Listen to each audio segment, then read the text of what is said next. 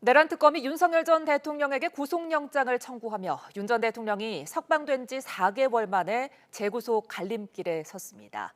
9일 오후 2시에 구속영장 심사가 열린다고 하는데요. 관련 내용과 김건희 특검 이야기 홍정석 변호사와 함께 나눠봅니다. 안녕하십니까? 안녕하세요. 예, 윤 전 대통령의 재구속 여부를 가른 구속 심사 이제 내일 모레 열린다고 하는데 윤 전 대통령은 직접 출석한다고 하네요. 네, 방금 그렇게 저도 들었습니다. 예. 자, 그렇다면 변수가 어떤 게 있을 수 있을까요?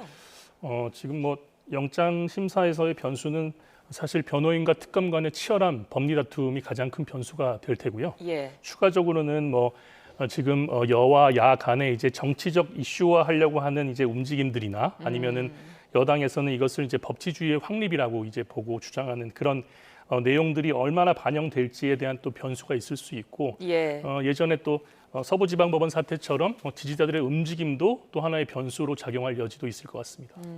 윤 전 대통령이 직접 출석하는 것도 좀 어떤 배경인지 궁금한데 어떻게 추측을 좀 해볼 수 있을까요? 영장 심사에서 본인이 통상적으로 출석하는 것은 이제 통상적으로 이루어지는 일이고요. 예.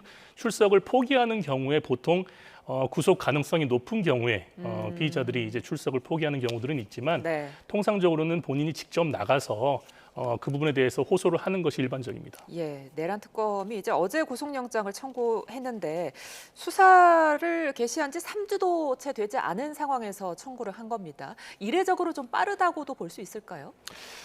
이 수사의 성격상 이제 그 시기가 이제 결정될 수 있는데요. 예. 특검이라는 조직은 한정된 기간 동안에 성과를 내야 되기 때문에 그 구속영장이 이제 빠르다 느리다 판단하기는 어려울 것 같고요. 다만 최종 책임자가 지금 윤석열 전 대통령이라는 그런 사실을 전제로 했을 때는 예. 영장 청구가 좀 빠르지 않나 그런 측면이 있지만 예. 한편으로는 관련자들을 모두 조사를 마쳤다고 특검에서는 보고 있고 예. 범죄 사실도 어느 정도 소명이 됐다고 자신하기 때문에 영장을 청구했다. 또 그런 측면에서 볼 때는 그렇게 빠르지는 않은 것 같다 볼 수 있을 것 같습니다. 이 66쪽 분량의 구속영장 청구서 중에 구속 필요성을 16페이지 할애했다고 하던데 이 부분은 어떻게 보세요? 예, 제가 영장은 볼 수 없어가지고 네. 양은 알 수가 없지만 다만 지금 수사 초기의 영장 청구이기 때문에 네. 수사 내용이 아주 자세하게 영장에 담겨 있을 가능성은 매우 낮아 보이고요. 다만 일반인들도 이제 많이 아시지만 이제 재판이랑 이제 구속에 대해서는 의미가 좀 달라서 구속에서는 이제 구속에 필요한 사유가 굉장히 중요합니다. 그래서 말씀하신 것처럼 구속 필요성에 대해서 16페이지라고 하면은 66쪽 중에 그렇게 많다 또 그렇게 보이지도 않고요. 예. 16페이지 중에서는 지금 윤석열 전 대통령이 이제 그런 구속 필요성에 대해서 얼마만큼의 의지를 가지고 있느냐 그 특검에서 예, 그런 예. 부분들이 적극적으로 담겨 있을 것으로 보입니다. 예. 자, 그렇다면 어떤 점이 결정적으로 구속영장을 청구하게 했느냐. 윤 전 대통령이 출석을 2번 했음에도 불구하고 네. 혐의를 전면 부인한 점이다. 이렇게들 꼽더라고요. 네, 통상 형사 사건에서 구속영장 발부의 가능성을 가장 높이는 것은 혐의를 부인하는 것입니다. 그 혐의를 부인하는 것에 구속영장 발부 사유가 모두 연관이 돼 있다. 이렇게 보시면 좋을 것 같습니다. 예. 증거 인멸이라든지 도망의 우려라든지 재범의 우려 이런 것들이 다 그 피의자가 혐의를 얼마만큼 부인하고 인정하느냐에 따라서 그 경중이 나뉘는데 이런 경우에 지금 윤석열 전 대통령은 그 혐의를 전면적으로 부인하고 있지 않습니까? 예. 그런 면에서는 구속영장 청구의 필요성이 굉장히 높다 이렇게 특검에서 판단했을 것으로 보입니다. 네. 자, 말씀해주신 부분과 더불어서 내란 특검에서는 윤 전 대통령이 다른 사건 관계자들을 만나서 좀 회유를 할 수도 있다. 이런 가능성도 좀 보는 것 같아요.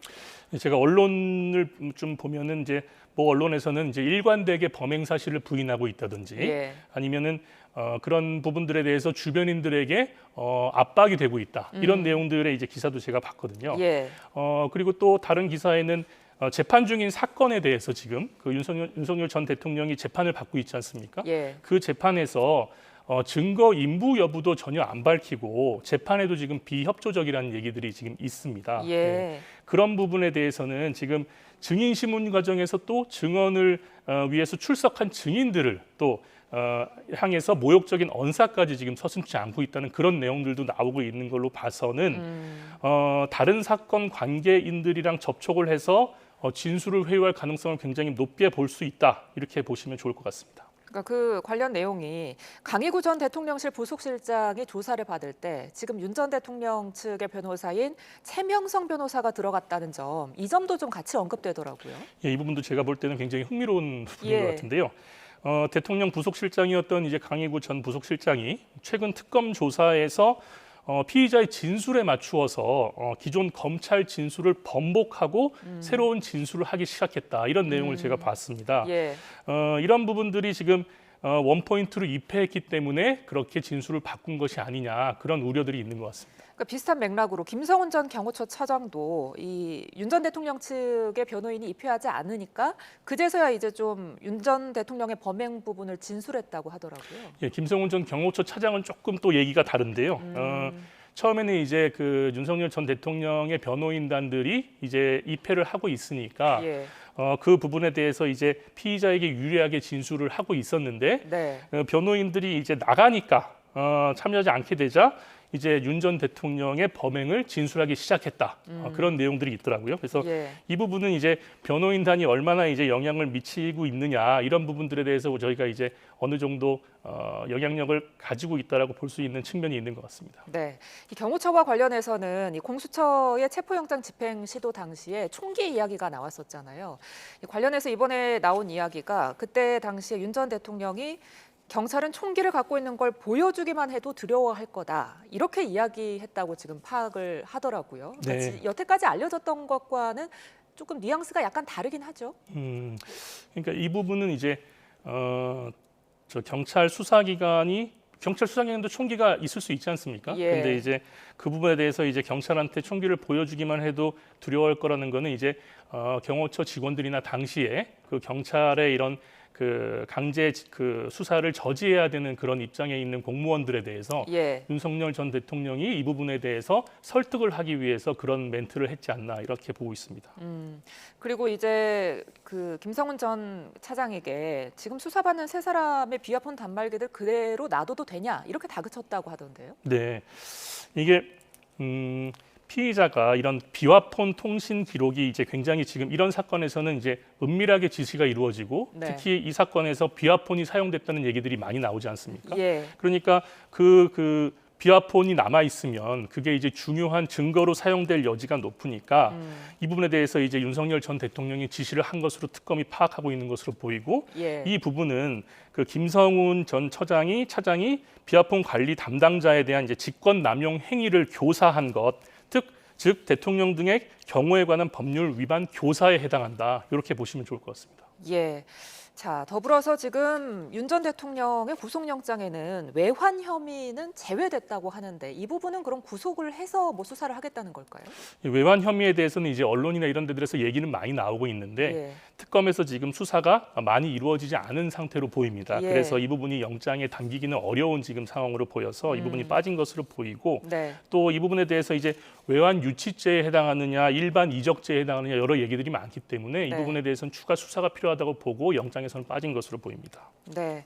자, 윤 전 대통령 이제 구속 취소 석방 4개월 만에 이제 다시 기로에 놓인 셈인데 법원이 어떻게 결정할까요? 이 부분은 굉장히 법원에서 굉장히 어려운 판단을 이제 해야 되는 상황으로 보이는데요. 아까 말씀드린 것처럼 구속영장은 구속의 필요성 여부에 대해서 판단이 되기 때문에 예. 법원에서도 지금 사안의 중대성이나 이런 범위에 대해서 이제 판단도 하겠지만 지금 사안인 만큼 네. 구속의 필요성, 즉 원리 원칙에 기해서 법치주의에 기해서 판단을 할 것으로 보입니다. 예, 김건희 특검도 좀 살펴보겠습니다. 지금 삼부토건과 양평고속도로 특혜 의혹을 투트랙으로 수사하고 있는 모양인데 수사 상황을 좀 정리를 해볼까요? 예, 그 김건희 특검법상 수사 대상은 16가지입니다. 예. 그중에서 이제 명태균 공천 개입이라든지 건진법사 청탁, 도이치모터스 등은 굉장히 상당 부분 수사가 진행돼서 이 부분 말고 이제 삼부토건과 양평 고속도로 종점 변경 특혜 의혹이 이제 굉장히 이슈가 되고 있는 상황으로 보이는데요. 네. 말씀드렸듯이 이제 삼부토건과 양평 고속도로 특혜 의혹이 이제 언론에 가장 많이 나오지만 다른 사안들에 대해서도 지금 수사가 그 물밑에서 굉장히 활발히 진행되는 것으로 알고 있습니다. 왜냐하면 저희가 이제 일반인들은 압수수색이나 소환 조사가 없으면 그 사안에 대해서 관심이 좀 줄어들기 마련인데 네. 수사팀에서는 그 16가지 혐의에 대해서 모두 수사가 굉장히 적극적으로 진행되고 있을 것으로 보입니다. 네, 이 양평고속도로 특혜 의혹과 관련해서 만약에 이제 원희룡 전 장관이 김건희 여사의 어떤 부정한 영향력에 움직였다 이런 사실이 확인이 된다면 김 여사의 국정농단 의혹으로까지 좀 혐의가 성립될 수 있는 걸까요? 국정농단은 원래 법률 용어는 아닙니다. 예. 예전에 이제 제가 최순실 특검에 있을 때도 이제 국정농단이란 단어가 사용됐지만 그 정식 법률 용어는 아니고요. 말씀하신 것처럼 우리 그 김 여사가 만약에 이제 원희룡 전 장관 등을 통해서 종점 변경 과정에 개입한 게 있다고 해도 과연 어떤 방식으로 적용을 할 것인가 굉장히 관건이 될 것입니다. 왜냐하면 김건희 여사가 공무원이 아니기 때문에 뇌물이나 직권남용의 주범이 될 수가 없습니다. 예. 따라서 이제 공범이나 이제 뭐 교사범이나 이런 쪽으로 이제 돼야 되는데 그런 부분들을 어떻게 성립시킬 수 있는지에 대한 고민이 굉장히 깊을 것 같습니다. 자, 여기에 이제 더해서 지금 우리 기술 주가 조작 의혹에도 수사력을 모으고 있다는데 이 부분과 관련해서는 공소시효가 관건이라고요? 예, 맞습니다. 이 부분 공소시효가 이제 문제가 되고 있는데요. 네. 저희 법상 자본시장법과 형법상에 5억 이상 50억 미만의 시세 조정 공소시효가 범행 종료일로부터 10년입니다. 따라서 다만 이제 50억 이상일 경우에는 15년으로 늘어나는데요. 근데 우리 기술 시세 조정 의심 행위가 끝난 시점이 예. 2011년입니다. 따라서 이 부분에 대해서 이득의 규모에 따라서 이제 공소시효 적용 여부가 결정돼야 되는데 예. 이 부분에 대한 고민도 특검에서 깊을 것으로 보입니다. 예. 끝으로 이제 최상병 특검도 좀 살펴볼게요. 오늘 김계환 전 해병대 사령관이 소환 조사에 출석을 했습니다. 이제 윤석열 전 대통령이 연루된 이른바 VIP 경로설 수사도 좀 본격화하는 모습이죠. 네, 맞습니다. 지금 특검이 수사를 집중하고 있는 VIP 경로설의 실체를 규명한 키맨으로 네. 김계환 전 사령관이 이제 주목받고 있는데요. 예. 이 부분에 대해서 김 전 사령관이 이전 그 VIP 경로설과 관련된 통화에서 어떤 지시를 받았는지 이후에 박 대령에게 어떤 지시를 전달했는지가 관건이 될 것 같고 이 부분에 수사가 집중될 것 같습니다. 알겠습니다. 특검 상황 홍정석 변호사와 함께 짚어봤습니다. 오늘 고맙습니다. 감사합니다.